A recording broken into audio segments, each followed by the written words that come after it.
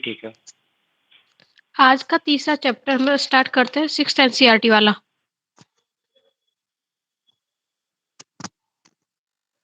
Okay. Okay, आवाज आ रही है। आरंभिक नगर चैप्टर का नाम हमारा आरंभिक नगर है, ठीक है। इसमें हम हड़प्पा की कहानी के बारे में जानेंगे। पुराने भवन का संरक्षण, यानी ये एक स्टार्ट करते हैं अपना। अक्सर पुरानी इमारत अपनी कहानी बताती है। लगभग 150 साल पहले जब पंजाब में पहली बार रेलवे लाइन बिछाई जा रही थी, तो इस काम में जुटे इंजीनियरों को अचानक हड़प्पा पुरास्थल मिला, जो आधुनिक पाकिस्तान में है। हड़प्पा पुरास्थल मिला, जो आधुनिक पाकिस्तान में। एक लाइन याद रखना। उन्होंने सोचा कि यह एक ऐसा खंडहर है जहाँ से अच्छी ईंटें मिलेंगी। ये सोचकर वे हड़प्पा के खंडहरों में हजारों ईंटें उखाड़ लाए थे, और उन्होंने उन ईंटों से उखाड़ के रेलवे लाइन में बिछाने के लिए उनको ईंटों को मतलब उखाड़ लिया था। और इस तरह से कई इमारतें पूरी तरह नष्ट हो चुकी थी। उसके बाद लगभग 80 साल पहले पुरातत्वविदों ने इस स्थलों को ढूंढा, और तब पता चला कि यह खंडहर उपमहाद्वीप के सबसे पुराने शहरों में से एक है। उपमहाद्वीप के सबसे पुराने शहरों में से, जो कि इस नगर की खोज सबसे पहले हुई थी। किस नगर की खोज हुई थी? हड़प्पा की। इसलिए बाद में मिलने वाले इस तरह के सभी पुरास्थलों में जो इमारतें और चीजें मिली, उन्हें हड़प्पा सभ्यता की इमारतें कहा गया। इन शहरों का निर्माण लगभग 4700 साल पहले हुआ था। क्या नगरों की विशेषता क्या थी? इन नगरों की विशेषता क्या थी?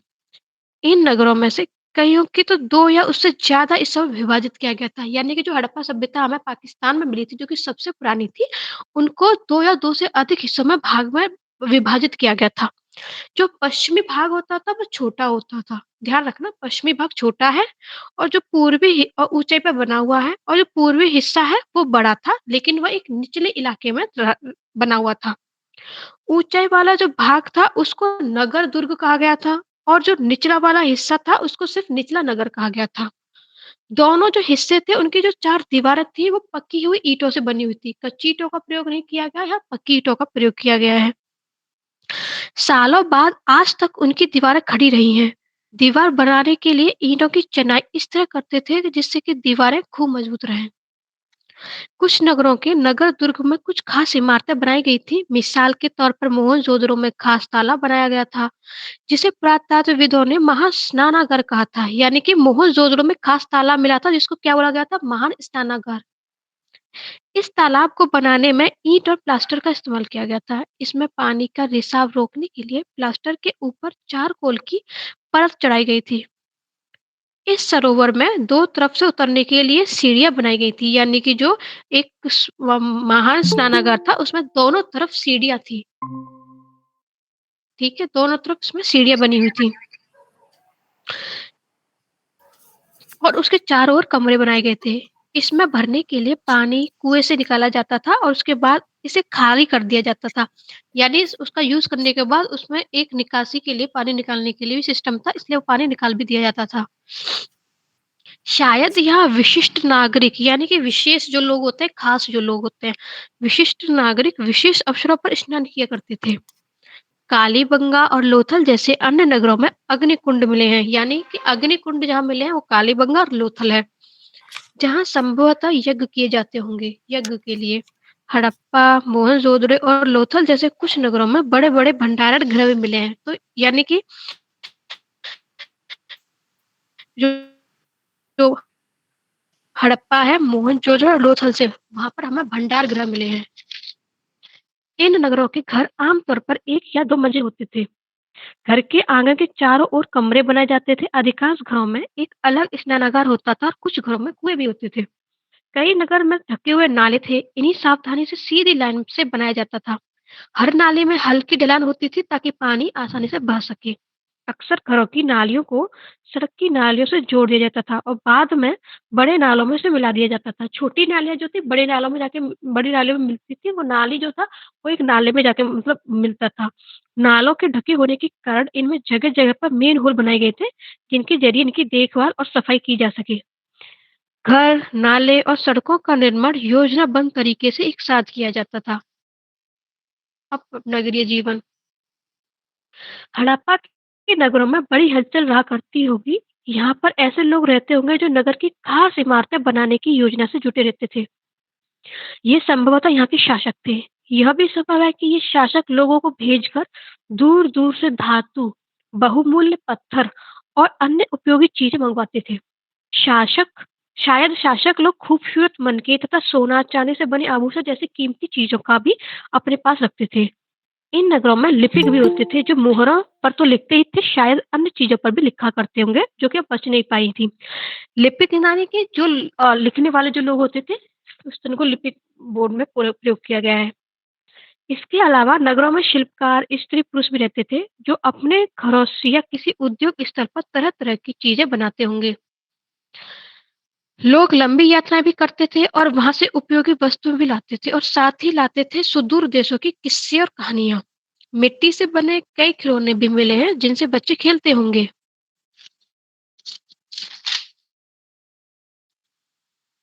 अब नगर और नए शिल्प। आओ अब कुछ ऐसी चीज़ों के बारे में हम अध्ययन करते हैं, जो कि हड़प्पा के नगरों से प्राप्त हुई हैं। पुरातत्वविदों को जो चीज़ें वहाँ से मिली हैं, उनमें अधिकतर पत्थर, शंख, तांबे, काँसे, सोना और चांदी मिले। क्या-क्या है? पत्थर है, शंख है, तांबा है, काँसा है, सोना है और चांदी है। इनकी त ब इन वस्तु इनसे धातुएँ बनाई गई होंगी।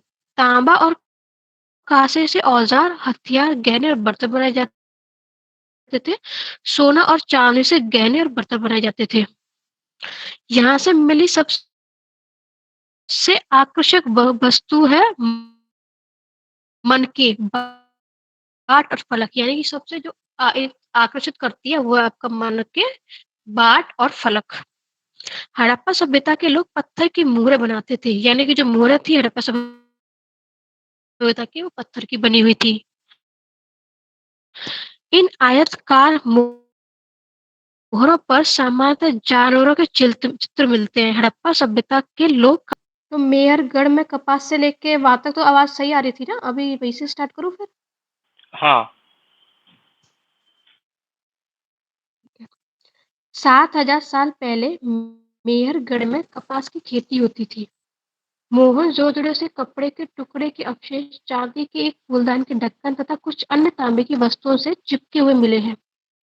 पक्की मट्टी तथा फैर से बनी तकलियां सूत कताई का संकेत देती हैं। इनमें से अधिकांश वस्तुओं का निर्माण विशेषज्ञों ने था। विशेषज्ञ उसे कहते हैं कि जो किसी खास चीज को बनाने के लिए खास प्रशिक्षण लेते हो। ठीक है, यानी कि ऐसे होता है ना, कोई एक ही चीज, मतलब एक किसी चीज का कोई विशेषज्ञ है जो इस काम में पूरी तरह से पूर्ण है, वो कंप्लीट उसे कर सकता है बहुत ही अच्छी तरीके से, उसे विशेषज्ञ कहते हैं। जैसे कि पत्थर तराशना, मन के चमकाना या फिर मुहरों पर पिचकारी करना। 28 पृष्ठ 28 पर चित्र देखो कि मूर्ति का चेहरा कितने आकर्षक ढंग से बनाया गया है और उसकी दाढ़ी कितनी अच्छी तरह से दर्शाई गई है। यह किसी विशेषज्ञ या मूर्तिकार का ही काम। हर व्यक्ति विशेषज्ञ नहीं हो सकता था। हमें यह पता नहीं है कि क्या सिर्फ पुरुष ही ऐसे काम में प्रशिक्षण हासिल करते थे या फिर महिलाएं भी करती थी। शायद दोनों, पुरुष और महिला दोनों ही ऐसे काम किया करते थे। अब कच्चे माल की खोज। कच्चा माल उन पदार्थ को कहते हैं जो या तो प्राकृतिक रूप से मिलते हैं या फिर किसान या पशुपालक उनका उत्पादन करते हैं, जैसे लकड़ी या धातु के अयस्क प्राकृतिक रूप से उपलब्ध कच्चे माल हैं। इनमें फिर कई तरह की चीजें बनाई जाती हैं। मिसाल के तौर पर किसानों द्वारा पैदा किया गया कपास का कच्चा माल होता है, कच्चा माल कहते हैं, जिससे बाद में कताई बुनाई करके कपड़ा तैयार किया जाता है। कई चीजें वहां मिलती थी हड़प्पा में लोगों को कई चीजें वहां मिलती थी, लेकिन तांबा, लोहा, सोना, चांदी और बहुमूल्य पत्थर जैसे पदार्थों को वो दूर दूर से आयात करते थे। हड़प्पा के लोग तांबे का आयात संभवतः आज के राजस्थान से करते थे। राजस्थान, हड़प्पा के लोग तांबे का आयात के लिए, यहाँ तक कि पश्चिमी एशियाई देश ओमान से भी तांबे का आयात किया जाता था।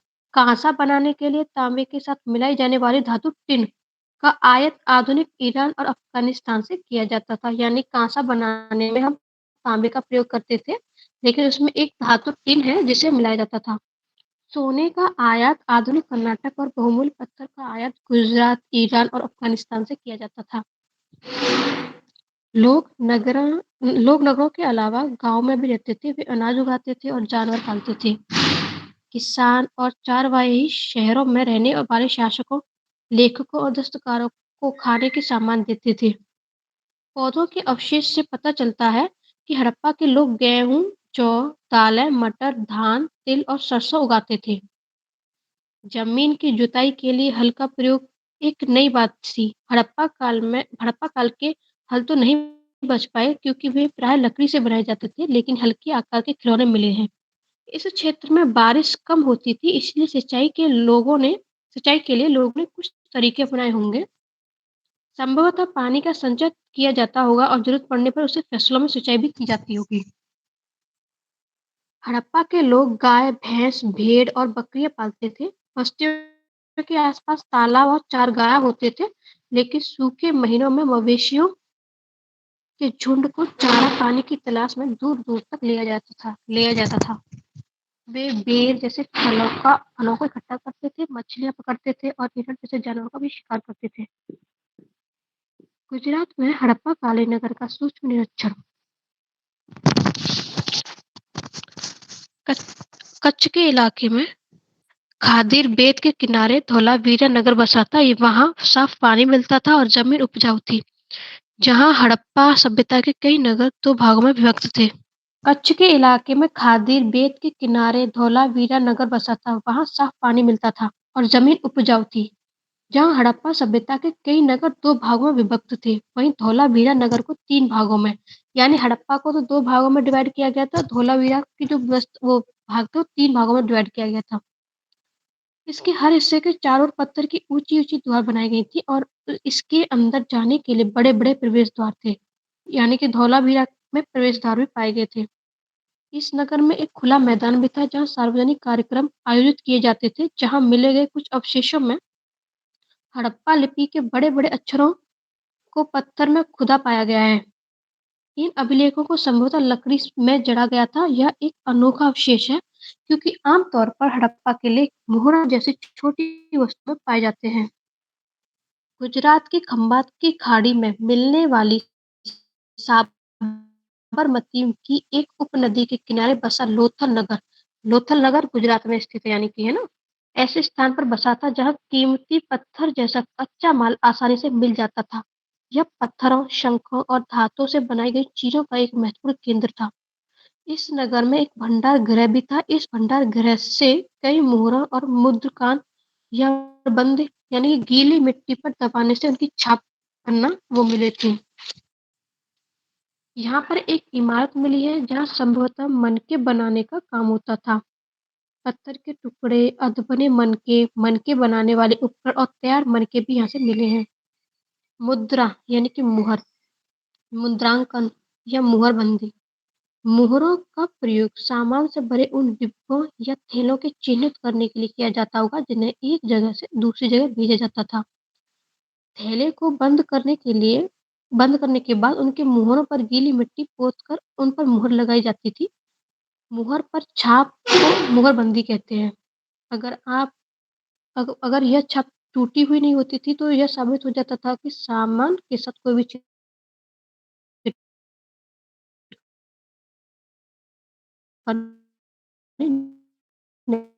नहीं हुई है। इस सभ्यता का अंत का रहस्य के बारे में लगभग 2900 साल पहले एक बड़ा बदलाव देखने को मिलता है। अचानक लोगों ने इन नगरों को छोड़ दिया। लेखन, मुहर और बाटों का प्रयोग बंद हो गया। दूर-दूर से कच्चा माल का आयात काफ़ी कम हो गया। मोहनजोदड़ो में सड़कों पर कचरे के ढेर बनने लगे। जल निकास प्रणाली नष्ट हो गई और सड़कों पर ही झुग्गी-नुमा घर बनाए जाने लगे। यह सब क्यों हुआ? कुछ पता नहीं। कुछ विद्वानों का कहना है कि नदियाँ सूख गई थीं, अन्यों का कहना है कि जंगलों का विनाश हो गया था। इस कारण से ये हो सकता है कि ईंट पकाने के लिए ईंधन की ज़रूरत पड़ती थी और इसके अलावा मवेशियों के बड़े-बड़े झुंडों से चारागाह और घास वाले मैदान समाप्त हो गए। कुछ इलाकों में बाढ़ आ गई, लेकिन इन कारणों से यह स्पष्ट नहीं हो पाता है। कि सभी नगरों का अंत कैसे हुआ होगा? क्योंकि बाढ़ और नदियों के सूखने का असर तो कुछ ही इलाकों में हुआ होगा। ऐसा लगता है कि शासकों का नियंत्रण समाप्त हो गया। जो भी हुआ हो, परिवर्तन का असर बिल्कुल साफ दिखाई देता है। आधुनिक पाकिस्तान के सिंध और पंजाब की बस्तियां उजड़ गई थी। कई लोग पूर्व और दक्षिण इलाकों में नई और छोटी बस्तियों में जाकर बस गए थे। इसके लगभग 1400 साल के बाद नए नगर का विकास हुआ। ठीक है, तो नेक्स्ट हम पता चलेगी, यानी कि सभ्यता का अंत प्राकृतिक आपदा ही माना जाता है। मतलब उनके बारे में दिया गया है। और बाकी अन्यत्र यानी कि अपने एटलस में ढूंढने के लिए मिस्र हैं। यही सब है। ठीक है, मैं आपको क्वेश्चन पूछती हूँ इस चैप्टर का, हड़प्पा वाले का। ध्यान से सुनना।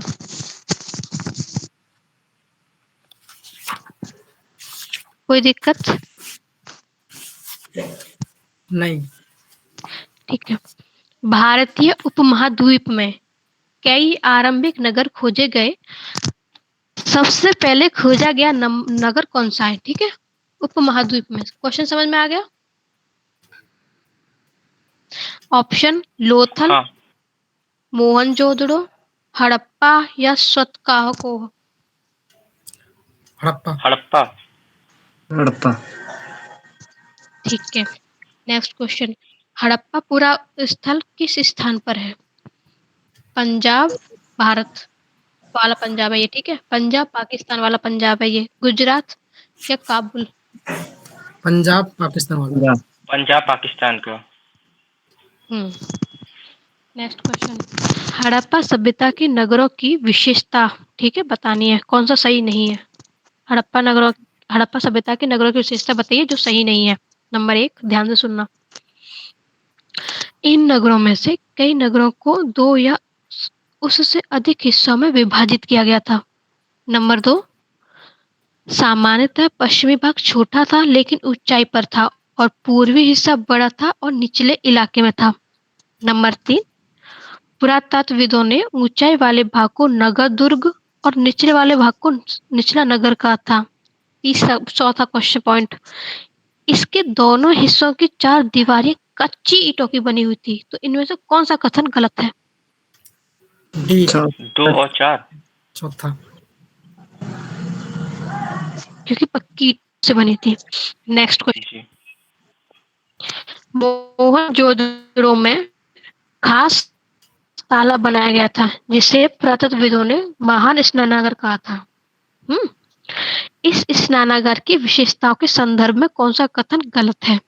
नंबर 1, इस तालाब को बनाने में ईंट और प्लास्टर का इस्तेमाल किया गया था।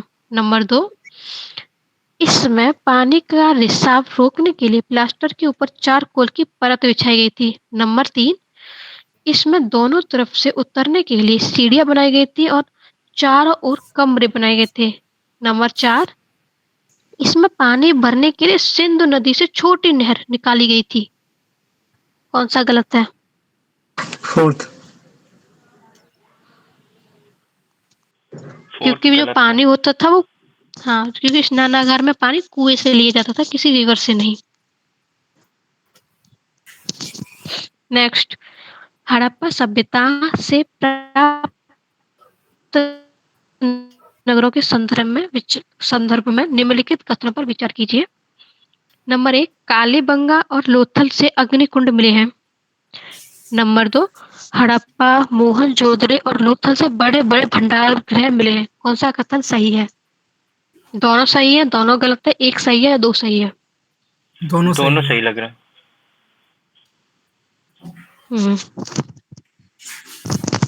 निम्नलिखित में से किन स्थलों पर हड़प्पा नगर प्राप्त हुआ है? बताना हड़प्पा नगर कहाँ-कहाँ से मतलब प्राप्त हुए हैं? सिंध, पाकिस्तान, गुजरात, राजस्थान, हरियाणा, पंजाब। मैंने इनमें पूछा कि किन स्थानों पर हड़प्पा नगर प्राप्त हुए हैं। सबसे पहले वाला पॉइंट नहीं पूछा कि ये ना लगे कि सबसे पहले कहाँ से प्राप्त हुए। सबसे पहले नहीं, किन-किन स्थानों से प्राप्त हुए हैं। सभी जगह से प्राप्त हुए हैं ये। ठीक है, नेक्स्ट क्वेश्चन। हड़प्पा सभ्यता में घर, नाले और सड़कों का निर्माण योजनाबद्ध तरीके से एक साथ ही किया जाता था। इन नगरों की ऐसी विशेषताओं के संदर्भ में निम्नलिखित में से कौन सा कथन सही नहीं है? ठीक है, इन नगरों के घर आमतौर पर 1 या 2 मंजिलों के होते थे। अधिकांश घरों में एक अलग स्नानागार होता था और कुछ घरों में कुएं भी होते थे। इन सभी नगरों में नालों को खुला रखा जाता था ताकि इनकी सफाई आसानी से हो सके। हर नाली में हल्की ढलान होती थी ताकि पानी आसानी से बह सके। कौन-सा ऑप्शन गलत है? नाले को खुले रखना, मतलब खुले रखना। तीसरा पॉइंट। हुँ, जी। Okay, next. हड़प्पा के नगरीय जीवन के संदर्भ में निम्नलिखित कथनों पर विचार कीजिए। नंबर 1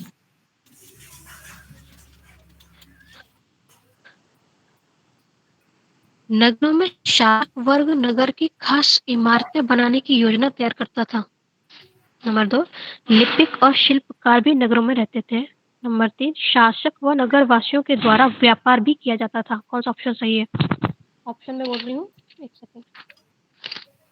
पहला दूसरा सही है या दूसरा तीसरा सही है या तीनों सही है? बताइए। तीनों सही है। कोई और?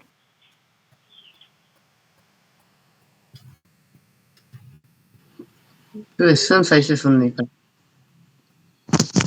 नगर में शासक वर्ग नगर की खास इमारतें बनाने की योजना तैयार करता था।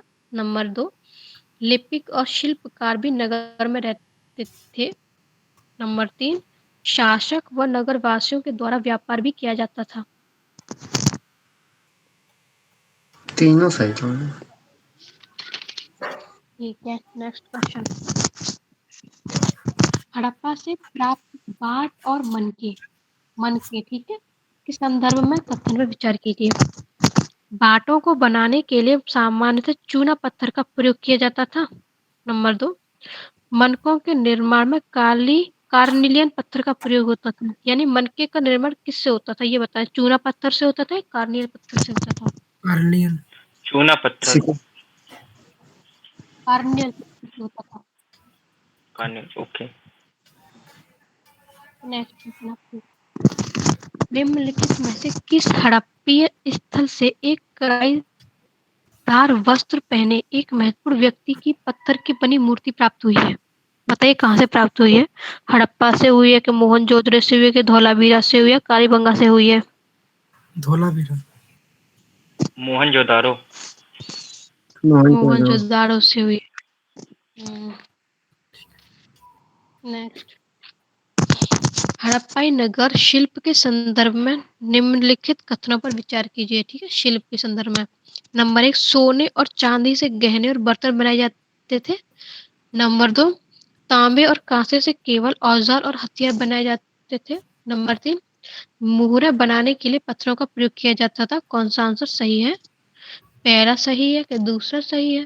पहला सही है और तीसरा सही है या दूसरा सही है? पहला और दूसरा सही। जी, पहला दूसरा सही है। दूसरा वाला ध्यान से सुनो। तांबे और कांसे से केवल केवल औजार और हथियार नहीं बनाए नहीं जाते थे, ये बोल रहा है दूसरे वाले। नहीं नहीं, केवल नहीं, तो पहला सही है। पहला सही और तीसरा ध्यान से सुनो। मुहरें बनाने के लिए पत्थरों का प्रयोग किया जाता था। मुहर पत्थर। हाँ, पत्थर से बनते थे। पहला और थर्ड सही है, क्योंकि पत्थर से जो है मोहर बनाए जाते थे उस समय। मुहरा जो थी पत्थर से भी बनती थी। Next question. सूती कपड़े के टुकड़े के अवशेष निम्नलिखित में से किस हड़प्पा स्थल से मिले हैं? पहला है आपका मोहनजोदाड़ो, दूसरा आपका राखीगढ़ी, तीसरा आपका हड़प्पा और चौथा आपका सतकाको। बताओ किससे मिले हैं? हड़प्पा। कोई और?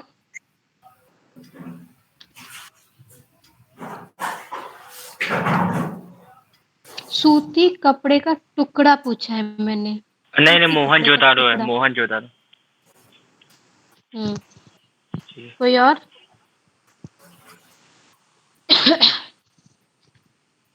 ठीक है, तो हम नेक्स्ट क्वेश्चन में चलते हैं। हड़प्पा के नगरों में सूत कताई का काम होता था। ठीक है। मेहरगढ़ में कपास की खेती होती थी। कौन सा कथन सही है? पहला और दूसरा दोनों कथन सही है और मतलब दोनों एक दूसरे की स्पष्टीकरण करते हैं। ठीक है। नंबर 2, पहला और दूसरा दोनों सही है, लेकिन जो हड़प्पा है वो मेहरगढ़ की स्पष्टीकरण नहीं करता है। या दोनों गलत है या दोनों सही है, बताइए। Second second. सही है, दूसरा वाला। दोनों सही है, लेकिन एक दूसरे की स्पष्टीकरण नहीं करता। हम्म। नहीं करता है। उत्पत्ति तो नेक्स्ट क्वेश्चन। हड़प्पा में मिट्टी के बर्तनों पर स्पष्टीकरण नहीं करता है।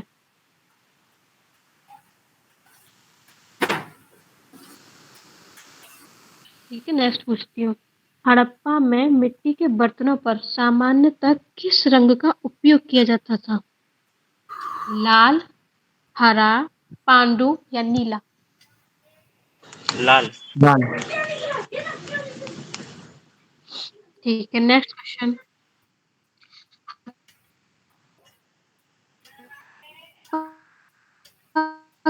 प्रयोग किए जाने वाले फेयंस के संदर्भ में निम्नलिखित कथनों पर विचार कीजिए। इस काल में फेयंस से नहीं मनके, क्लियर। चूड़ियां, बालें और लाल छोटे बर्तन बनाए जाते थे। इस काल में प्रयोग होने वाले हैं? क्वेश्चन में वॉइस में आवाज आपकी बहुत कट रही है, तो फिर से रिपीट कर दीजिए। एक सेकंड। अभी ठीक आ रही है? हाँ, अभी ठीक है।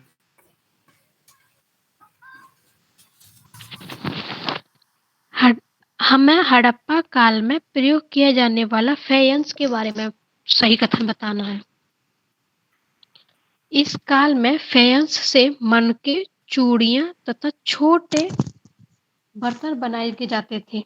नंबर 2, इस काल में प्रयोग होने वाली पत्थर और शंख जहां प्राकृतिक रूप से पाए जाते थे, वहीं फेयंस को कृत्रिम रूप से तैयार किया जाता था। बताइए, दोनों सही है, दोनों गलत, या एक सही है दूसरा सही है? दोनों सही है। सही है। ठीक है, नेक्स्ट क्वेश्चन। अब मुझे बताओ, तांबा कहाँ से आता था? राजस्थान।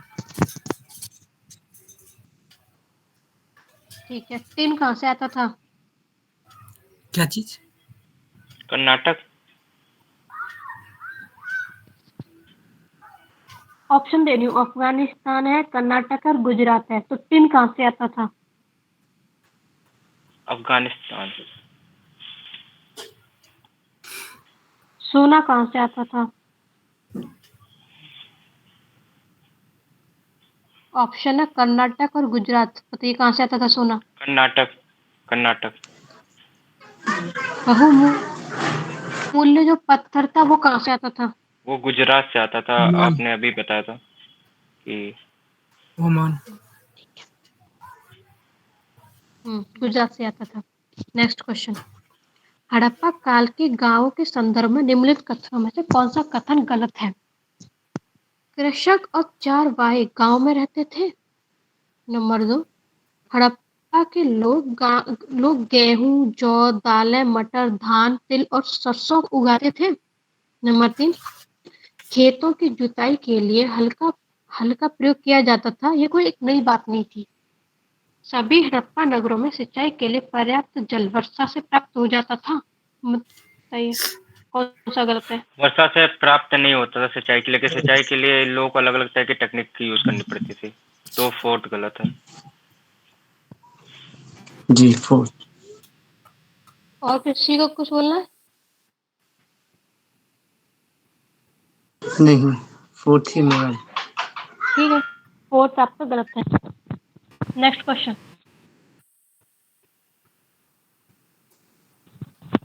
अब मुझे बताइए, हड़प्पा किस नदी के किनारे स्थित है? सिंधु ने। हड़प्पा किस नदी के किनारे स्थित है?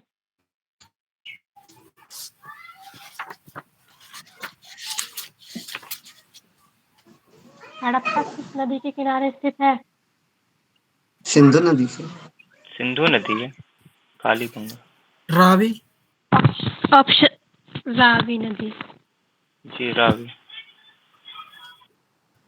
हड़प्पा रावी नदी। मोहनजोदड़ो मोहनजोदड़ो है सिंधु नदी के किनारे। कालीबंगा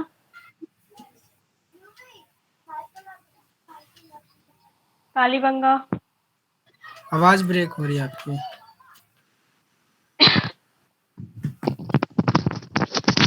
अभी ठीक है? हम्म, मैंने पूछा कालीबंगा किस नदी के किनारे स्थित है?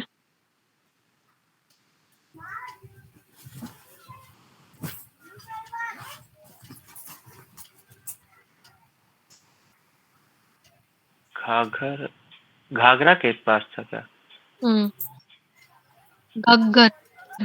घग्गर, हाँ। और लोथल भोगवा। ठीक है, नेक्स्ट क्वेश्चन पूछती हूँ। हड़प्पा सभ्यता का एक महत्वपूर्ण नगर धौलावीरा जिस राज्य में स्थित है वह कौन सा राज्य है? Gujarat. Hmm. Next question. Harappa कालीन नगर 2 भागों में विभक्त थे, परंतु इनमें से एक नगर 3 भागों में बटा था। वो कौन सा नगर है जो 3 भागों में डिवाइड था? धौलावी धौलावीरा।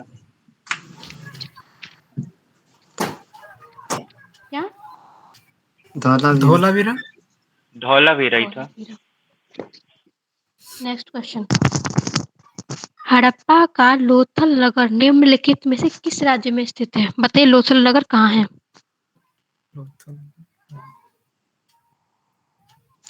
पंजाब में है कि गुजरात में। राजस्थान में है कि राजस्थान। गुजरात। गुजरात? गुजरात में। हड़प्पा कालीन मुहर यानी कि मुद्रा और मुहर बंदी के संदर्भ में निम्नलिखित कथनों पर विचार कीजिए। नंबर 1, मुहर का प्रयोग सामान से भरे उन डिब्बों या थैलों को चिन्हित करने के लिए किया जाता था जो एक जगह से दूसरी जगह भेजे जाते थे। नंबर 2, शासक वर्ग के द्वारा प्रचलित मुहरों को बंद करना मुहरबंदी कहलाता था। कौन सा कथन सही है? एक कथन सही है या 2 कथन सही है या दोनों सही है? दोनों सही है।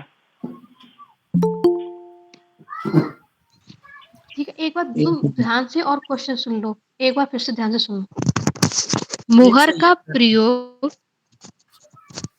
हाँ, फिर भी एक बार आप सुन लो। मुहर का प्रयोग सामान से भरे उन डिब्बों या थैलों को चिह्नित करने के लिए किया जाता था जो एक जगह से दूसरी जगह भेजे जाते थे।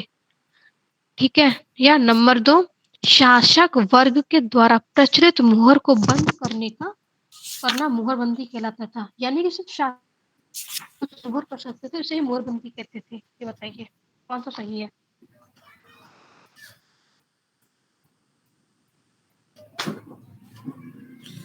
मुझे क्लियर नहीं है, लेकिन मुझे दोनों सही लग रहा है एक्चुअल में।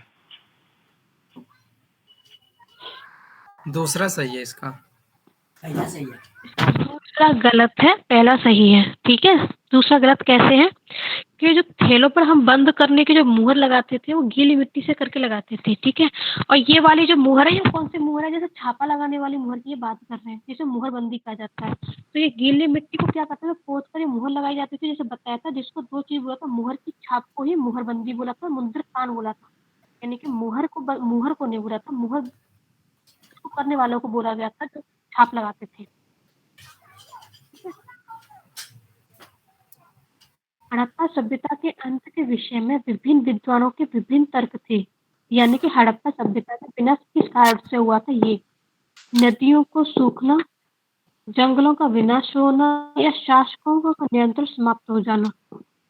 तीनों। तीनों थे। तीनों राय रखी गई थी। जी तीनों। ये चैप्टर भी कंप्लीट हो गया।